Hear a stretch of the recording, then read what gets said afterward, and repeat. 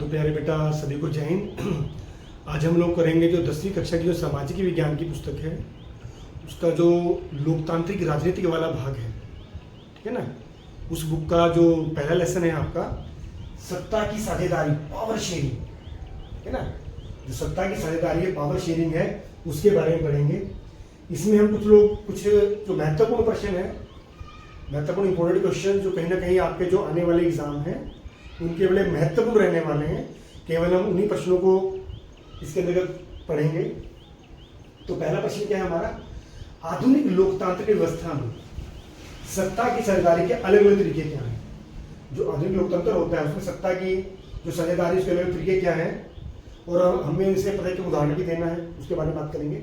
सबसे पहले बात करेंगे लोकतांत्रिक व्यवस्था की होती है। बेटा लोकतांत्रिक यानी कि लोक जमा तंत्र, लोक मतलब लोक, तंत्र मतलब व्यवस्था, एक ऐसी शासन व्यवस्था जिसमें लोगों के द्वारा लोगों पर ही शासन किया जाता है। कहने का मतलब क्या है, लोग अपने कुछ लीडर मतलब नुमाइंदे चुन लेते हैं जो कहीं ना कहीं उन पर एक निश्चित अवधि के लिए शासन करते हैं, ठीक है। जैसे भारत में अवधि कितनी है, 5 साल है। 5 साल बाद फिर इलेक्शन होते हैं, चुनाव लड़ना पड़ता है। अगर वे अच्छे काम करते हैं तो लोगों को दोबारा चुन लेते हैं, नहीं फिर दूसरे नए लोगों को चुन लिया जाता है, ठीक है बात बेटा। इसके बाद बेटा अब हमें बात करनी है जो सत्ता की साझेदारी के जो अलग अलग तरीके क्या हैं उनके बारे में बात करेंगे। तो पहला क्या है बेटे, शासन के विभिन्न अंगों में, शासन के विभिन्न अंगों में साझेदारी। तो पहला पॉइंट क्या है, शासन के विभिन्न अंगों में। देखिए हम लोग भारत में रहते हैं, ठीक है। भारत में कानून का शासन है, संविधान का शासन है। संविधान क्या होता है, संविधान बेटे कानून की पुस्तक होती है जिसके अनुसार देश का शासन चलाया जाता है, ठीक है ना। तो इसी संविधान के बड़े 3 महत्वपूर्ण अंग हैं। कौन कौन से हैं, एक तो बेटे विधायिका है, दूसरा कार्यपालिका है, तीसरा क्या है, न्यायपालिका, ठीक है। आज हम तीनों के बारे में बात करेंगे। तो विधायिका क्या होती है बेटे, विधायिका मतलब विधान मतलब कानून। विधायिका क्या है, जहां पर कानून बनाए जाते हैं, ठीक है ना। देखिए भारत क्या है, राज्यों का संघ है, ठीक है ना। तो एक तरफ केंद्र सरकार है, दूसरी तरफ क्या है, राज्य सरकारें हैं। जो केंद्र सरकार कानून बनाती है विधायिका में, वो पूरे देश के लिए बनाती है। जो राज्य सरकारें कानून बनाती है वो क्या बनाती है, केवल अपने राज्यों के लिए बनाती है, ठीक है बात बेटे। तो सबसे पहले केंद्र सरकार की बात करते हैं। केंद्र सरकार की जो विधायिका है कानून कहाँ बनाती है, संसद में बनाती है। जो विधायिका उसकी संसद है, ठीक है। जो केंद्र सरकार कानून कहाँ बनाती है, वो संसद में बनाती है, ठीक है। अब संसद के 3 भाग होते हैं बेटे, लोकसभा, दूसरा क्या है राज्यसभा, तीसरा क्या है राष्ट्रपति। ये क्या है, विधायिका है बेटे। क्या है ये, विधायिका, केंद्र सरकार के लिए। इसके लिए केंद्र सरकार, सेंट्रल गवर्नमेंट, ठीक है। अब लोकसभा क्या होता है, इसको निम्न सदन कहते हैं। अभी पीछे कुछ महीने पहले इलेक्शन हुए थे तो हमने जो एमपी चुने थे, मेंबर ऑफ पार्लियामेंट, ठीक है ना, इनको बोलते हैं लोकसभा के सदस्य, मेंबर ऑफ पार्लियामेंट, संसद के सदस्य। अभी हमने उनका चुनाव किया था, इसको बोलते हैं निम्न सदन। ये सीधे लोगों के द्वारा चुने जाते हैं। दूसरी है राज्यसभा। राज्यसभा मतलब राज्यों का प्रतिनिधित्व है, जो राज्यों के एमएलए होते हैं। हर राज्य की जो 28 राज्य है ना, हर राज्य की अलग अलग सीटें दी हुई है, ठीक है ना। तो राज्य के जो एमएलए होते हैं वो एमपी का चुनाव करते हैं, ठीक है। तीसरा कौन है बेटा, राष्ट्रपति। तीसरा कौन है, राष्ट्रपति। इनके संसद किससे बनती है, लोकसभा जमा राज्यसभा जमा राष्ट्रपति, तीनों से बनकर संसद का निर्माण होता है। ये विधायिका काम करती है। जो केंद्र सरकार कानून बनाती है पूरे देश के लिए, वो संसद में, यानी कि या तो लोकसभा या राज्यसभा, किसी में भी पहले आप कानून लेकर आइए, इन दोनों में कानून पास करवाना पड़ता है। जब इन दोनों में, जो लोकसभा राज्यसभा में कानून पास हो जाता है, फिर उसे राष्ट्रपति के पास साइन के लिए लिया जाता है। जब राष्ट्रपति सिग्नेचर कर देते हैं तो जो विधेयक होता है वो कानून में बन जाता है, ठीक है।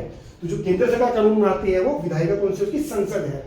संसद क्या है, लोकसभा जमा राज्यसभा जमा राष्ट्रपति। ऐसे ही बेटा राज्य सरकारें हैं, ठीक है। राज्य सरकारें हैं, जब राज्य सरकारें कानून, उनकी विधायिका कौन सी होती है, वो होती है बेटा विधानसभा। क्या होती है, विधानसभा, ठीक है, जमा विधानमंडल।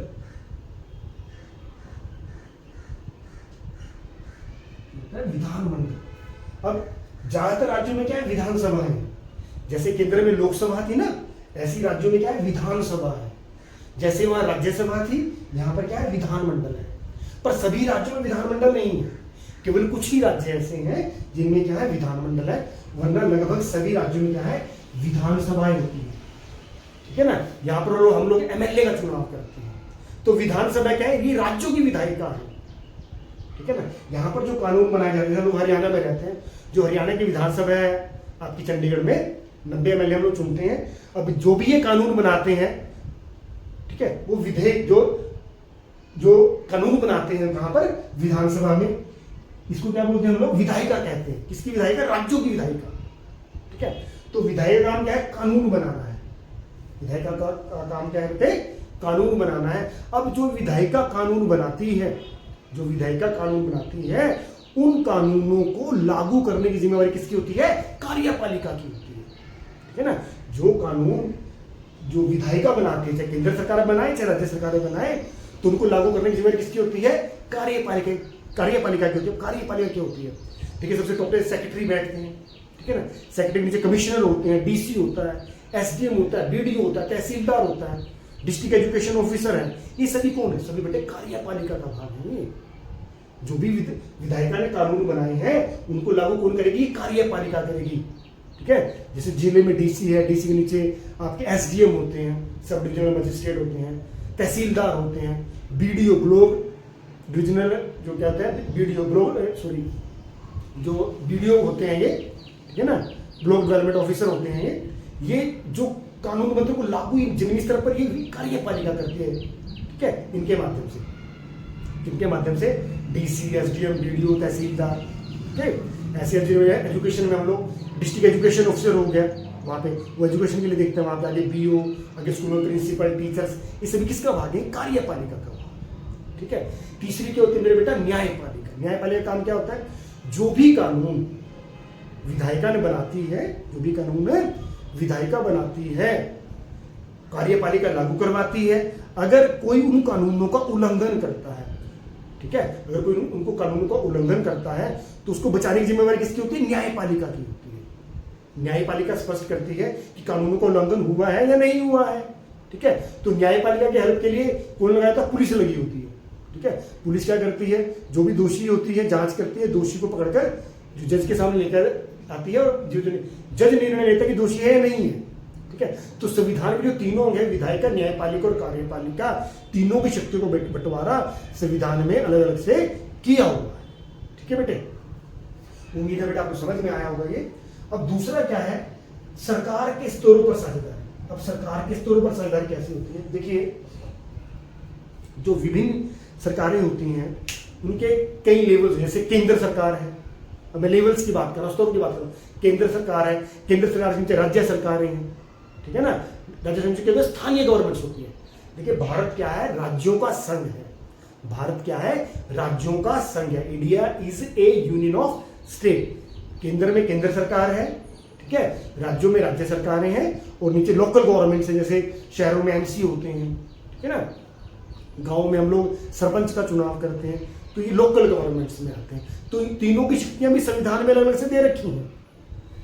तीनों शक्तियां दे रखी है, अलग अलग संविधान में दे रखी है। जैसे केंद्र सरकार है, अब उस भी केंद्र सरकार लगभग 100 ऐसे विषय हैं जिन पर केंद्र सरकार कानून बनाती है।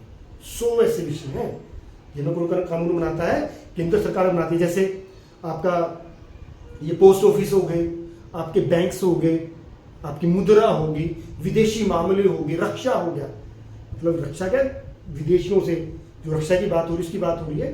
तो ऐसे कुल मिला के ये 100 ऐसे विषय हैं, 100 ऐसे मामले हैं जिन पर कौन कानून बनाता है, केंद्र सरकार बनाता है। ऐसी राज्य सरकारें हैं, राज्य सरकारों को भी अलग से पावर्स दे रखी हैं।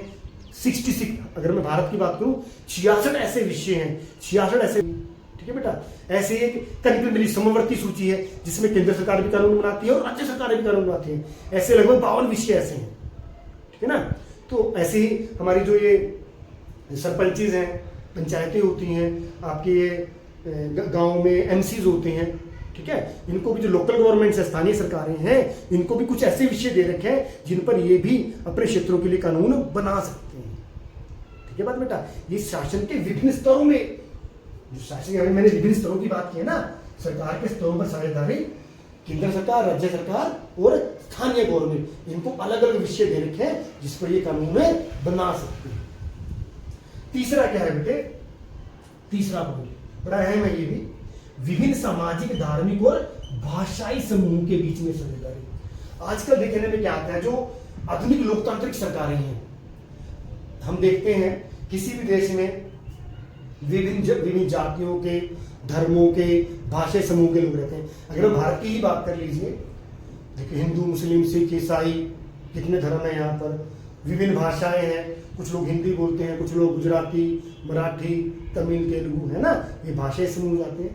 तो कहने का अभिप्राय क्या है, कई देशों में जिनमें विभिन्न सामाजिक, धार्मिक और भाषाई समूह के बीच में भी साझेदारी होती है, कहते हैं इस आधार पर विभिन्न देशों में जो साझेदारी क्या होती है, कहते हैं सत्ता में साझेदारी के इस तरीके का प्रयोग कई देशों में किया गया है ताकि जो अल्पसंख्यक होते हैं, अल्पसंख्यक कौन होते हैं, जिनकी संख्या कम होती है, अल्पसंख्यक समुदायों को भी सत्ता में, जो सत्ता की साझेदारी उसमें भी हिस्सा प्राप्त हो सके। मतलब जो अल्पसंख्यक है, कई बार क्या होता है, अगर किसी जाति के लोग किसी देश में ज्यादा होंगे तो जिनकी संख्या कम उनको दबाने की कोशिश करते हैं ना।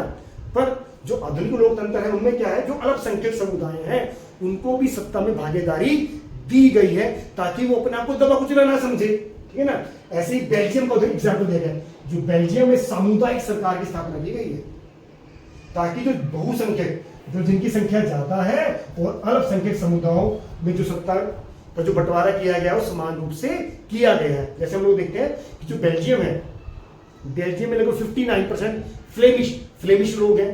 फ्लेमिश कौन है, डच भाषा बोलते हैं, डचेस हैं लोग। ऐसे 40% वहां लोग फ्रांसीसी लोग हैं, 1% जर्मन लोग हैं, ठीक है। तो इनमें क्या किया गया, इनमें सामुदायिक सरकार का गठन किया गया है, जो अल्पसंख्यक समुदाय हैं उनको भी सत्ता में समान रूप से हिस्सेदारी दी गई, ठीक है बेटा। उम्मीद आपको समझ में आया होगा। इसके बाद बेटा प्रेशर ग्रुप, दबाव समूह, ये बड़ा इंपॉर्टेंट टॉपिक है। अब दबाव समूह के बीच में साझेदारी कैसे होती है, कहता देश में उपस्थित विभिन्न दबाव समूह के बीच सत्ता की साझेदारी के आधार पर शासन चलाया जा सकता है। मतलब जो विभिन्न दबाव समूह होते हैं उनके जो हिस्सेदारी उसके आधार पर भी आप शासन चला सकते हैं। जैसे लोकतंत्र में क्या होता है, विभिन्न राजनीतिक पार्टी, आपके देश में देख लीजिए बहुत सारी पॉलिटिकल पार्टीज होती हैं, बहुत बड़े बड़े व्यापारी हैं, किसान हैं, औद्योगिक मजदूर हैं, है ना। अब इनकी संख्या ज्यादा होती है, इनके अपने ग्रुप बने होते हैं, कहीं ना कहीं ये सरकार पर दबाव बनाते हैं, प्रेशर बनाते हैं कि कोई भी जो कानून बनता है, कोई भी सरकार नीतियां बनाएगी, कानून बनाएगी, इनका हिस्सा होना चाहिए। मतलब कहने का मतलब क्या, इनडायरेक्ट रूप से ये सरकार पर दबाव बना लेते हैं कि जो भी आप नीतियां बना रहे हैं, कानून बना रहे हैं, वो हमारे फायदे के लिए होनी चाहिए। ये भी एक तरह से क्या है, सत्ता में साझेदारी हासिल करना है, किनके द्वारा, जो प्रेशर ग्रुप है, दबाव समूह, ठीक है मेरे बेटा। उम्मीद है मेरे बेटा आपको ये समझ में आया होगा। अगर बेटा नहीं समझ में आया, 2-3 बार अगर आराम से सुनेंगे तो आपको आसानी से याद हो जाएगा। धन्यवाद।